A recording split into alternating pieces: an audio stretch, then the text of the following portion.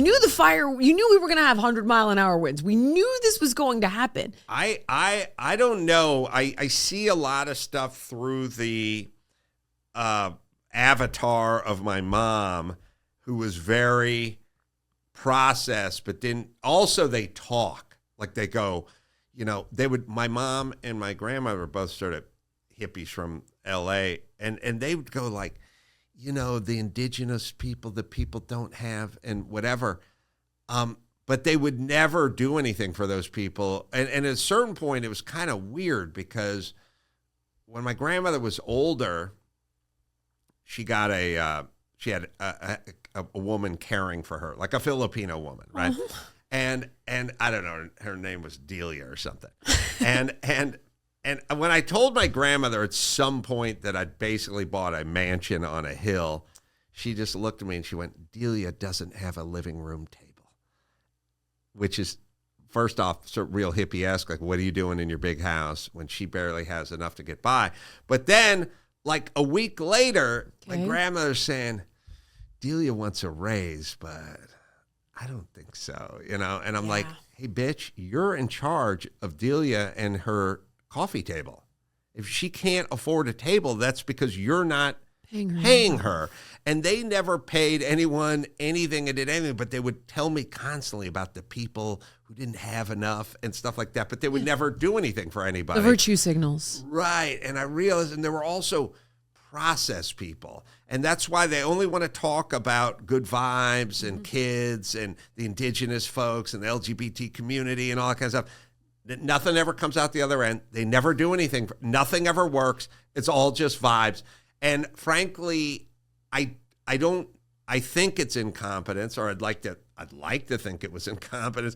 I don't think Karen Bass knows how to do anything. And I don't think any of these city council people know how to do stuff. If you had someone in there who was a roofing contractor for 30 years, you would find people who knew how to do stuff.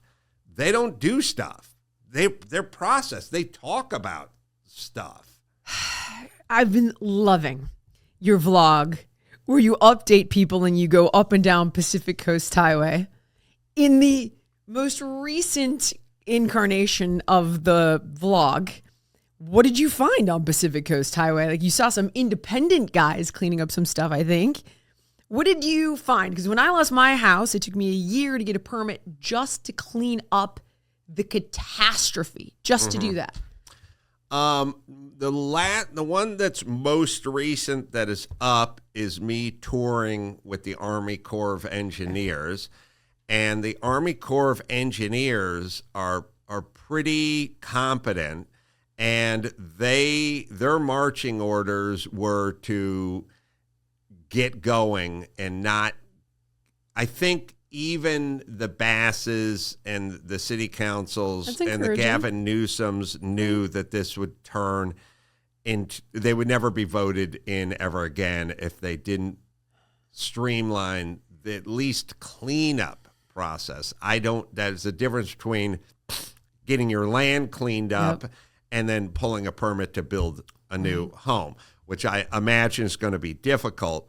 The Army Corps of Engineers are competent, trained men and women who do these kinds of jobs. They do not have their own they have a corps of engineers, but everything is contracted out through the private sector. So all the guys driving the trucks and all the guys working the excavators and all the backhoes and all that stuff is all private sector. They coordinate those people. They took Temescal Canyon and blocked it off and turned it into a giant recycling steel and concrete. Like, it is a real big scale thing. Okay, that's encouraging. They're moving. All right. There's a difference between clearing a property and building a property. And I think it's a little bit of a black eye to the city council, the mayor, and the governor to have charred remains everywhere. So it kind of behooves them to get that stuff out of there. I don't know if it behooves them to expedite the building process. And I talked to privateers that were clearing stuff, and I talked to other guys that were subbed out by the Army Corps of Engineers. And it's interesting, and they're moving at a decent clip. Okay. That's encouraging. I'm hopeful.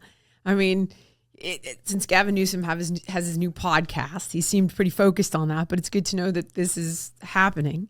Are you buying any of his move to be more moderate, but saying that he does see that it could be potentially unfair to have biological males competing against biological females in sports?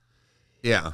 But he doesn't agree with public schools informing parents that their kids might be socially transitioning, which to me seems barbaric and outrageous, considering there are laws in place. If a child is unsafe in their home, for you to report those parents. It's not about keeping the kids safe. That's a lie.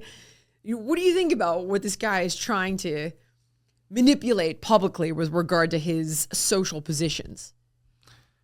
It's kind of a funny thing. It's like Democrats, I mean, Kamala Harris did it too. It's like, we need to convince you we're sane, so we'll take some sort of sane stances on things. Like, I mean, here's what happens. They go, we're not going to do anything about the border. And then they go, it turns out most of America wants something done on board. And then they go, all right, I'll be tough. I'll tough on board. Like Kamala Harris was against fracking.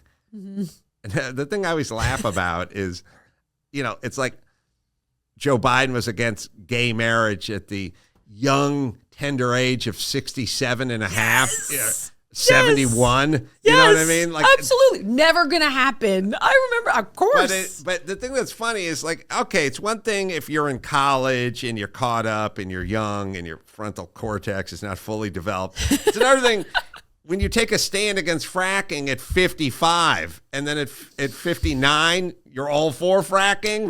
Thank you so much for watching. If you enjoyed the podcast, please like, comment, subscribe, and share. And make sure to let me know what guests you want to see on in the future.